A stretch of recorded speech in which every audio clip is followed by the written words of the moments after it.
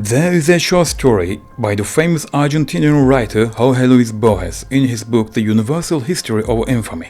As you know, Borges is one of the leading representatives of a literary movement called magical realism. The name of our story is Inexactitude in Science, a story consisting of only one paragraph. It describes an empire in which the art of cartography was highly developed. This empire was very advanced in map making. Cartographers seeking perfection were making incredibly detailed maps. These maps were so detailed that a map of a state was the size of an entire city. That is, it covered the entire city. Over time, this level of precision became insufficient for cartographers. To make a perfect map, literally everything in the country had to be represented on the map. This could only be possible with one-to-one scale map. Thus, cartographers created a map that accurately represented the empire. This map contained all the details of the country precisely. Therefore, it was exactly to scale with the country and coincided with every detail. It was large enough to cover the entire empire territory. Their passion for the perfect map resulted in making a complete representation or simulation of the country. The entire territory of the empire was covered by a map containing exactly the same details. This short story, which shows how far the passion for perfection can go, invites us to think about precision and representation in a wonderful style. But it's also a symbolic reflection of the concept of simulation in literature. Every map is actually a simulation. It represents certain aspects of reality, or it simulates it. What if a map were large enough to cover the entire surface area of a country? Of course, such a thing is not possible. But as I said, it's the magical realism. If such a thing were to happen, then we would not be living on real lands, on a map that was an exact replica of that land. In other words, on a simulation. But would such a simulation then be a representation of reality, or would it be replace reality? So could we realize that a simulation that completely covered reality was a simulation? These are deep questions. I said earlier that if we lived in a country covered by a map, we would be living in a simulation. Well, can't we live in a simulation instead of on it? In order to talk about living in a simulation, everything that exists must be included in this simulation. The food we eat, the air we breathe, the entire formation we call the universe must be a simulation. The idea that we live in a simulation is not new. The idea that our world is not the real world has been around in different versions since ancient times. We are going to ancient China. Chuang Tse is a Taoist philosopher who is thought to have lived around the 4th century BC. Today we have a book named after him. In the book, Chuang Tse tells the following story that everyone knows now. I, Chuang Tse, once dreamed that I was a butterfly happily fluttering. I was so happy that I forgot that I was Chuang Tse. When I woke up suddenly, I was amazed to realize that I was actually Chuang Tse. Did Chuang Tse dream that he was a butterfly, or did the butterfly dream that he was Chuang Tse? If our whole life is someone else's dream, it means that we are literally in a simulation. In such a case, the dreams that form in someone else's mind created our reality. Now let's go back to the 11th century AD. The famous Islamic thinker Al-Ghazali thought that the information provided by the senses was unreliable. He was tormented by doubts about whether definitive information could be reached. In his book on the subject, he briefly expressed his doubts as follows. We see certain things in our dreams. We have no doubt that they are real. Our dreams seem very real to us while we are in them. But when we wake up, we realize that the things we thought were real were actually just an illusion. Now let's imagine a state of consciousness such that our current state of wakefulness would be like a state of sleep. If such a thing happened, everything we believe in with our current minds and think is real would turn into simple illusions. We aren't asleep right now. I'm talking and you are watching the video. We are in the world we call real. But suddenly we enter such a state of consciousness that the world we spend our lives in and know as real suddenly leaves the plane of reality and turns into an illusion. Al-Ghazali has constructed the idea of simulation as a thought experiment here. Hundreds of years later, Descartes developed an argument very similar to Al-Ghazali's. He argues that dreaming and waking life cannot be clearly distinguished from each other. When we dream, we believe in things that do not actually exist. In fact, when we are lying in our bed, we can believe that we are in completely different places and doing different things. We can be deceived by illusions in our sleep. When we think about it, we realize that there is no definite sign that can distinguish being awake from being asleep. We may actually be sleeping while we think we are awake.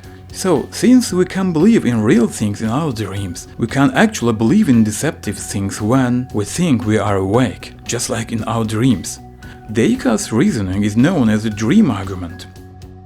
With these thoughts, Descartes aimed to reveal uncertain information and reach knowledge that is fundamentally beyond doubt. Descartes has another thought on this subject, called the evil demon argument, which we will come to in a moment. In 1999, two noteworthy films were released. In the film The 13th Floor, our hero learns that he is part of a computer simulation after a series of unfortunate events. A scientist in the real world had designed a simulation for an experiment, and our hero learns that he is living in this simulation. Perhaps the most striking scene was the view our hero sees at the end of the simulation world. The 13th Floor was a very successful film with both its script and the unfolding of its plot. However, we cannot say that it received the attention it deserved, because another film on a similar subject was released in the same year, the legendary Matrix. When The Matrix was released, it showed an unprecedented success in the science fiction genre. The originality and consistency of its script, the depth of the references it cited, and the special effects used made the film unforgettable.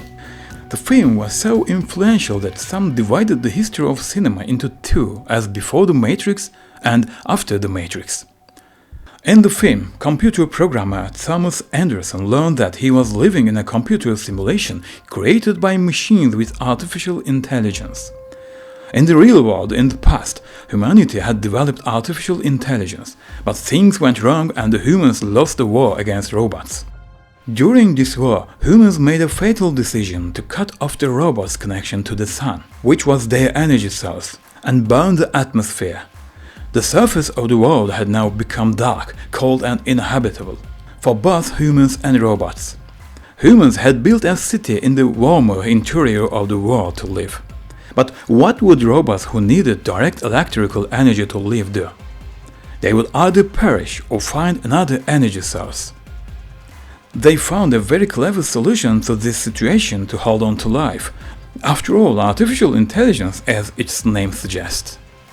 Using the electricity produced by the human body as an energy source, robots had discovered that they could use humans as batteries.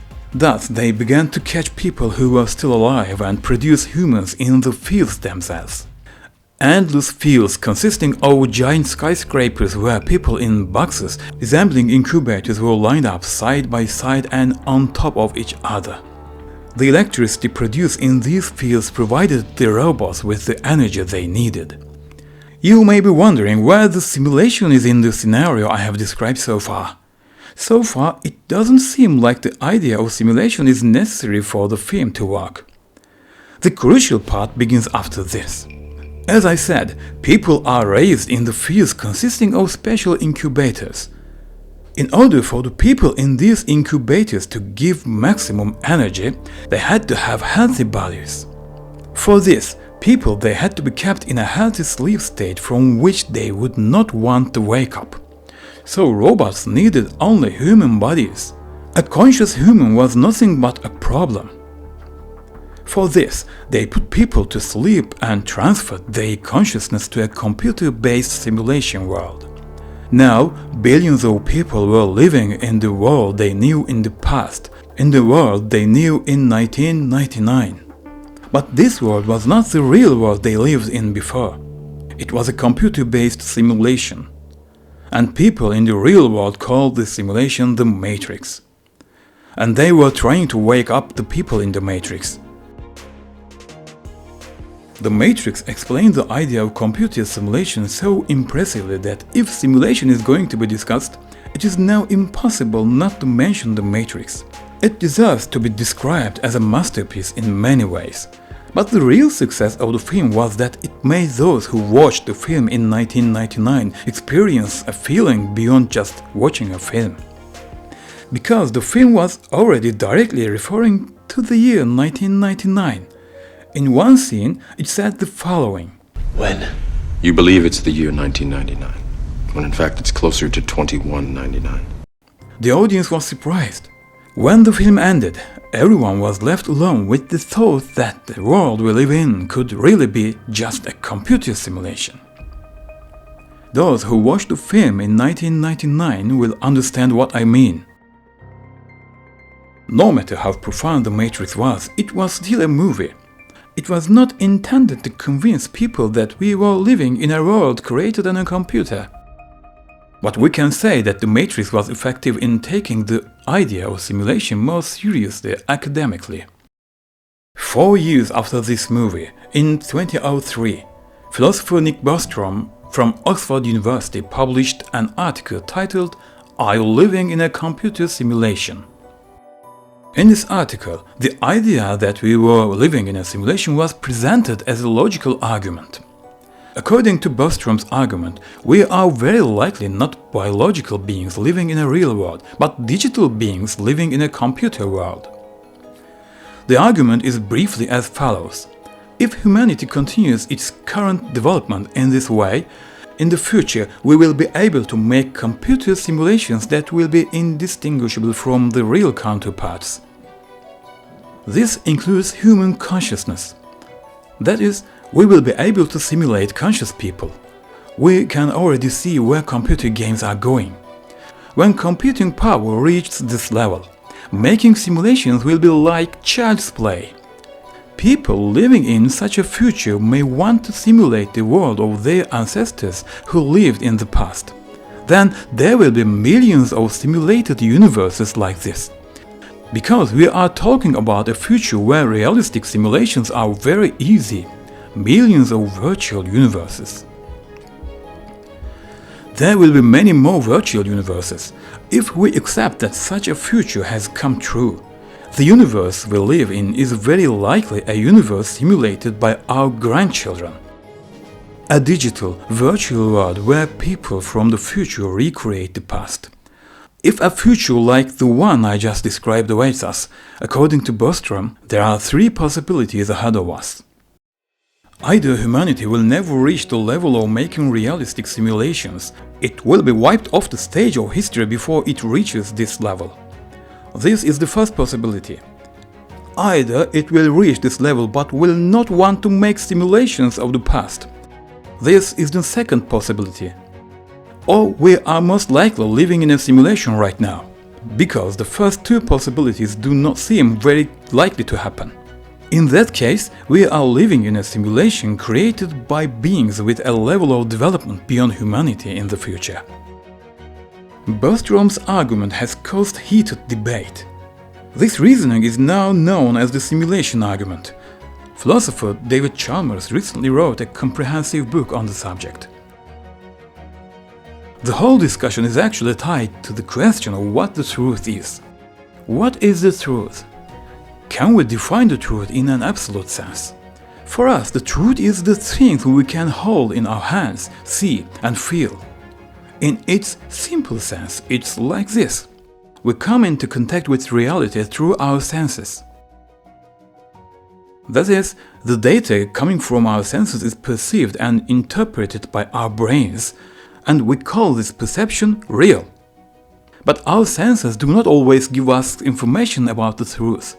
We know this very well. For example, distant objects appear smaller to us than they actually are. We can perceive very slow movements. When we look at the shadow of a stick, it appears stationary. But we know it's constantly moving. The truth may be different from what we see. This leads us to the reasoning of Al-Ghazali or Descartes. Descartes wanted to eliminate everything that could be doubted in order to reach definitive knowledge. Only in this way he would be left with information that could not be doubted at all. So, can we doubt the things we see and hold in our hands?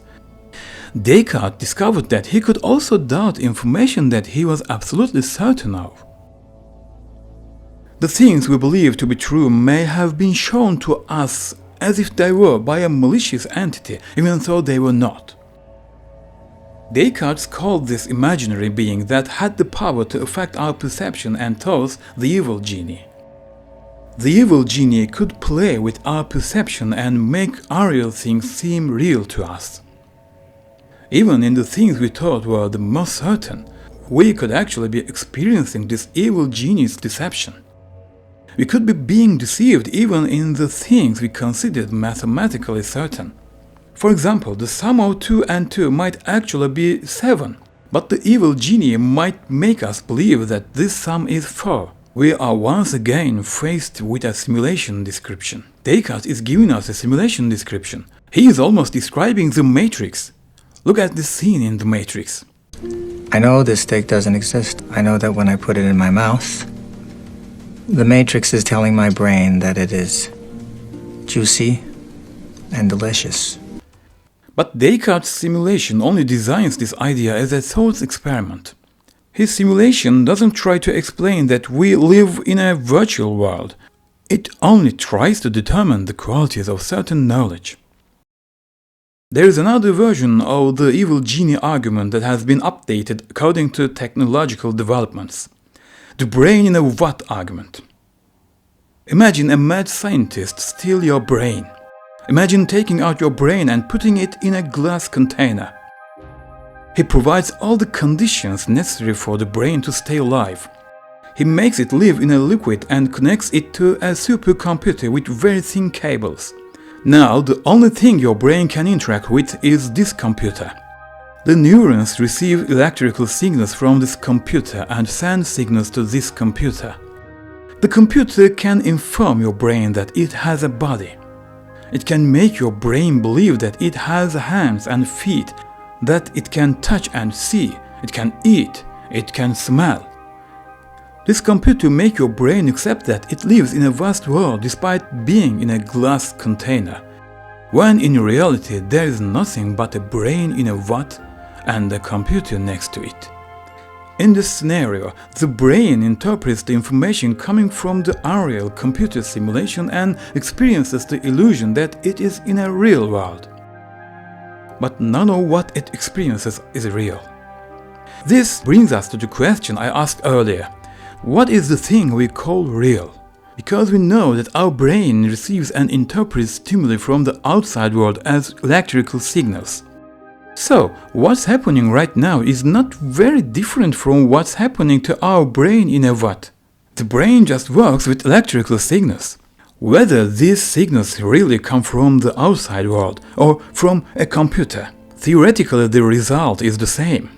When we think about it, we understand that we cannot prove that we are not just a brain in a vat right now. We realize that our world that we currently know as real may not be real in the sense that we think. But here another problem arises. We accept that what the brain in the vat experiences is not real, but we say this from the outside. For the brain connected to the computer, what it experiences is completely real. Just like what we are experiencing right now is real for us. Because it is not possible for it to leave the system it is connected to. Up to this point, we have talked about the philosophical background of the simulation idea. We have done a kind of brainstorming session. We have engaged in deep intellectual questioning. But how did the subject come from here to the idea that we, the world and the entire universe are nothing more than a computer simulation? Can a crazy idea designed as a thought experiment actually turn out to be real? In fact, it can. There are examples of this. For example, the thought experiment of Schrödinger's cat. In this thought experiment, designed by Erwin Schrödinger, one of the founders of quantum physics, there is a cat, a box, a radioactive device and a glass bottle filled with poisonous gas. The radioactive device is connected to the poisonous bottle. This device is arranged in such a way that when an atom of the radioactive element decays, a hammer mechanism will break the glass bottle. The glass will break and the poisonous glass will be released in the environment. This device is placed in the box. Then the cat is also placed in the box, and the box is tightly closed so that nothing leaks from inside. When the atom decays and the bottle breaks, the poison will be released and the cat will unfortunately die. If it does not decay, our cat will live. Now, here is the thing. There is nothing that determines when a radioactive substance will decay. In other words, it can decay now, in 3 years, 20 years, or even 300 years. Since we cannot get the information from inside the box, we have no chance of learning whether the atom decayed and the cat died until we open the box. In this case, according to Copenhagen interpretation of the quantum mechanics, both possibilities, that is, possibility of the cat being alive or dead, are simultaneously real until we open the box and make an observation. The two possibilities exist in a state called superposition. The cat is both dead and alive at the same time while it's inside the box. Schrödinger designed this thought experiment to show that the Copenhagen interpretation of quantum mechanics is wrong. That is, how can a cat be both alive and dead? Can such a nonsense happen? Can such a thing be real? But as it turns out, all observations and experiments so far show that the Copenhagen interpretation is valid at the quantum level.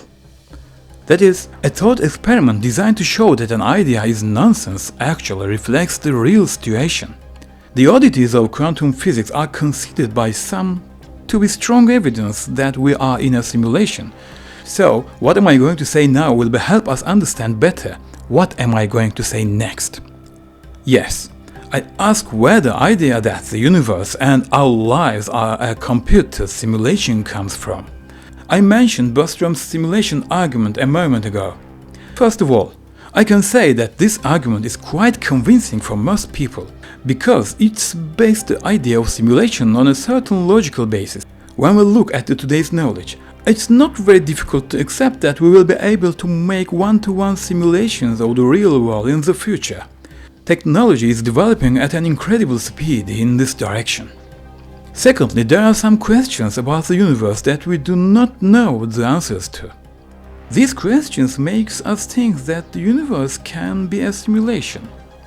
For example, why is there a limit to the speed of light in the universe? Why can no signal travel faster than the speed of light? The limit of the speed of light ties our hands. But why is there such a limit in the universe?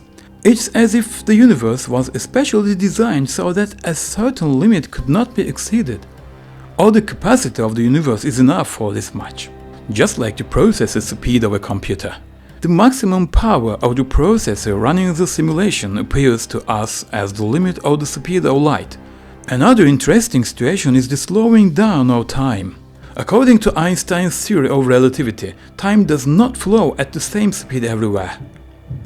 It flows more slowly at high speeds and in large gravitational fields. Time slows down as you approach a black hole. This also has its counterpart in the computer world. Today, many simulations are organized on computers for different experimental studies. In such simulation programs, when the processor is overloaded, it slows down the simulation program. The operation of the simulation slows down. The operation in our universe is very similar to this. Also, the universe seems to be a completely mathematical structure. Let's think about the laws of physics, gravity, Newton's laws of motion, the laws of thermodynamics. These laws seem to be valid throughout the universe. They work with mathematical precision, as if they were the code of a computer program. Another strange thing is this. The universe is made up of discontinuous, granular structures.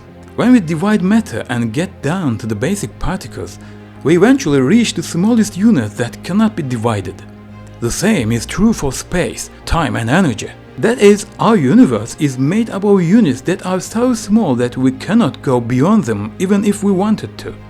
It seems as if our universe is made up of pieces, pixel by pixel. We have two tools that allow us to learn about the universe: classical physics and quantum physics. What I have explained so far has been the oddities in the information we obtain from classical physics. When we come to quantum physics, things get even weirder. According to simulation advocates, the strongest evidence from this hypothesis comes from quantum physics. According to those who think this way, one of the strongest evidence is the situation seen in the Schrödinger's cat experiment that I mentioned earlier. In quantum mechanics, it's not possible to know the position and the momentum of a particle with certainty at the same time. The quantum world is a world where uncertainty reigns. The position of particles at a certain moment is not definitely known until a measurement is made. These particles are in different states at the same time until a measurement or observation is made. Like the cat being both dead and alive at the same time until we open the box in the Schrödinger's cat experiment. The system has not decided what will happen until we open the box. When we open the box and observe, one of the possibilities becomes true.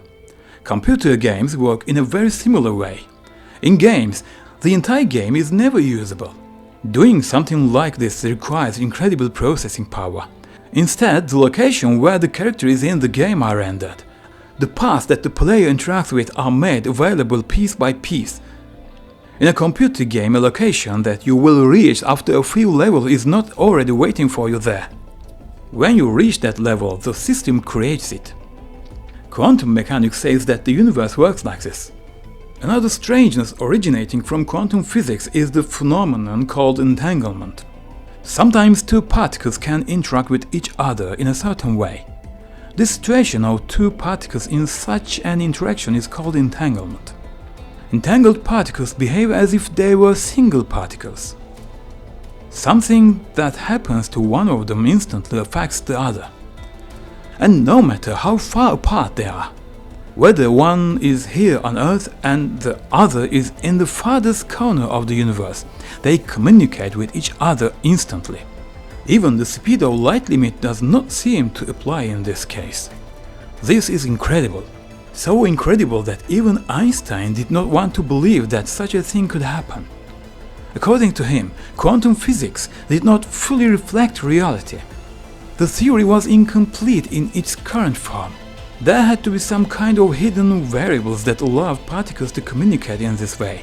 But repeated experiments revealed that this situation was indeed real. In fact, the Nobel Prize in Physics was shared by the three scientists in 1992 for their work showing that entanglement is real. There were no hidden variables. Einstein was wrong. The phenomenon of entanglement is so contrary to our conventional understanding of the universe that, according to some, it almost proves that we are living in a simulation. In the space-time we live in, we are limited by distances and speeds. Objects appear to be separated from each other by different distances. But if the universe is a computer simulation, the distance between points in the universe is also virtual. There is no distance in reality. The computer processor can reach every point at the same time. If we are in a simulation, distance is also an illusion. When we think of it this way, the phenomenon we see as quantum entanglement is the basic function of the computer system we live in. One of the things that makes us think that everything is a simulation is the symmetry observed in the universe. More precisely, the tendency of the universe to produce symmetrical structures. Let's look at these photos. This seems very normal to us. But why? Why natural processes tend to produce such symmetrical structures is a question that needs to be answered. In 2022, physicist Dr. Melvin Vopson published an article. According to Vopson, physical reality is basically made up of information units. According to this theory, all fundamental particles carry information. And information has a certain mass, albeit very small. Information is also included as a building block in the composition of every system, whether complex or simple.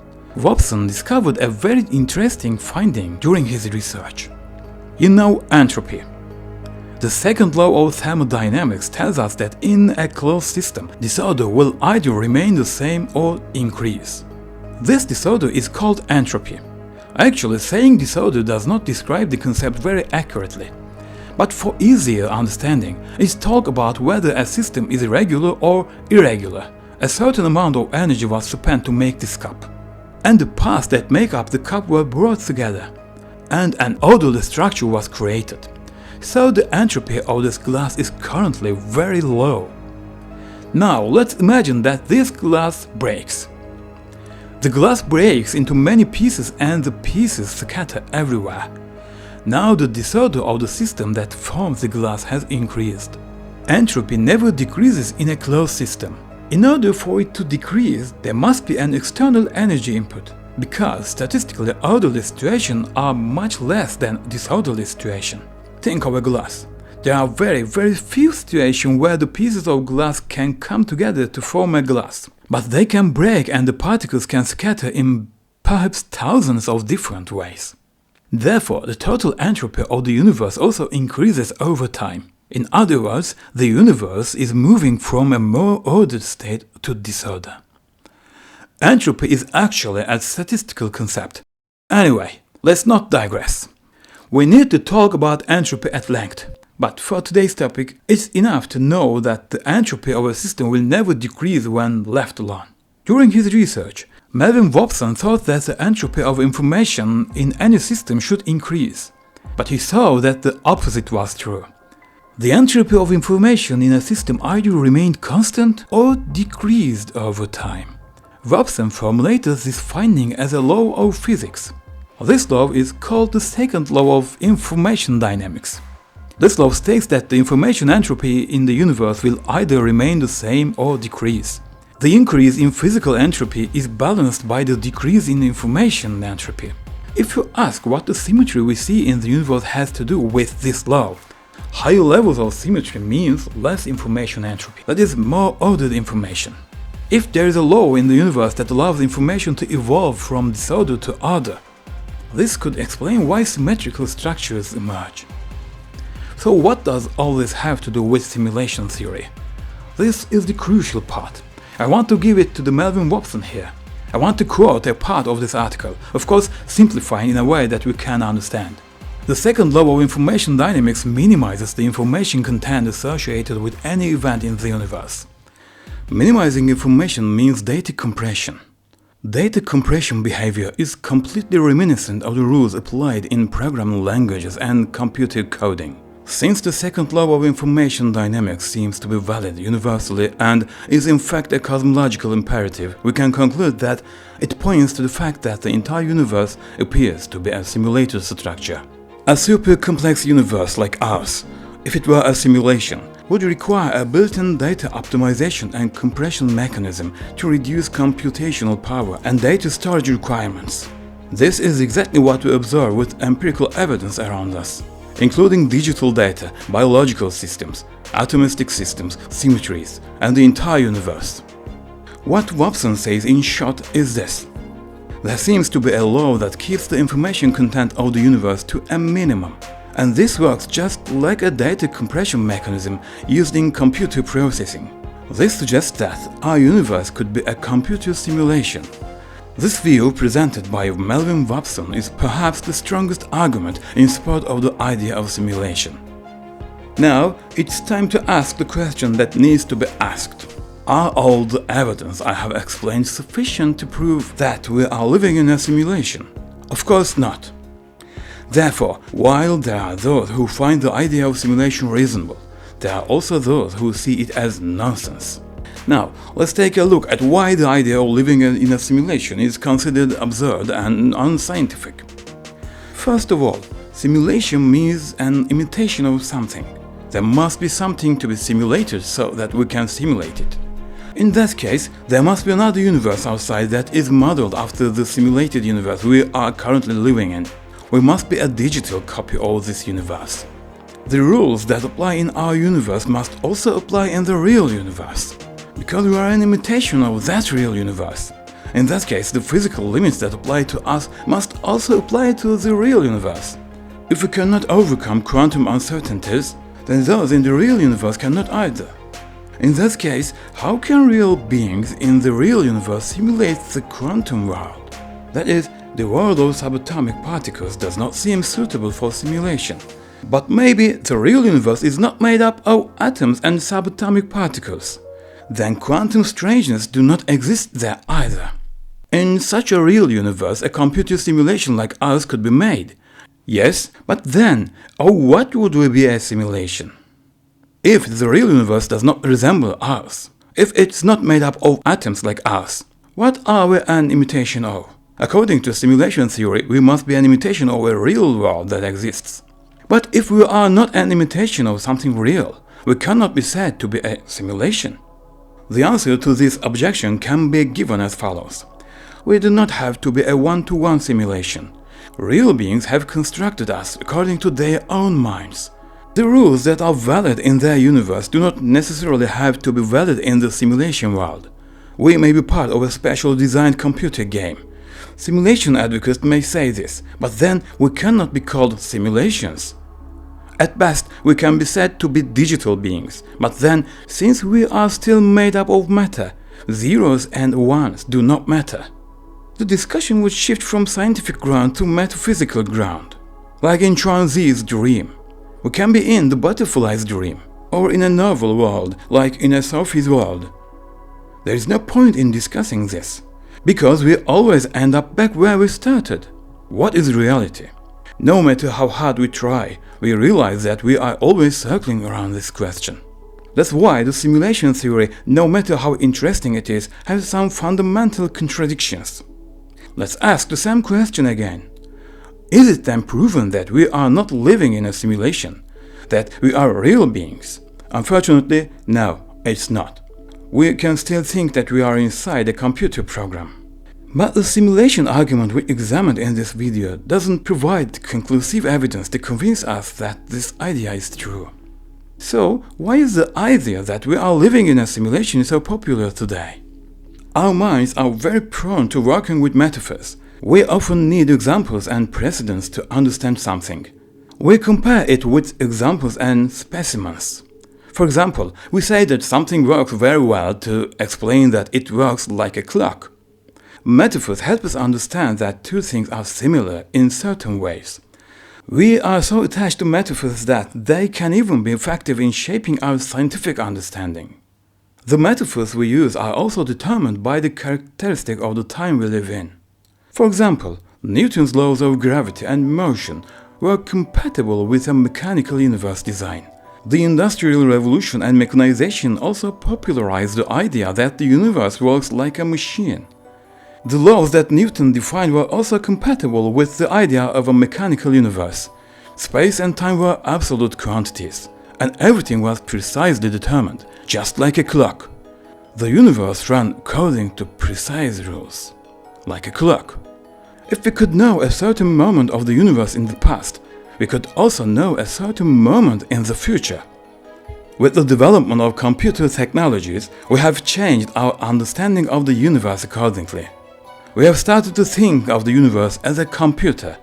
Now the concepts of internet, cyberworld, metaverse, virtual reality, and artificial intelligence occupy our agenda. Naturally, we try to understand the universe through these concepts. We wonder if the universe could be a kind of virtual reality. We think that maybe we can understand the thing we cannot understand about the universe if we look at them from this view. The danger of mistaking metaphors for reality emerges. There may not be a way to fully prove that we are not living in a simulation, but not being able to prove something does not prove that the opposite is true. If we cannot prove that something is black, it doesn't prove that it's white. A simple rule of logic. We should never forget this. Working like a clock is one thing, being a clock is another. See you in the next video. Thanks for watching. Bye.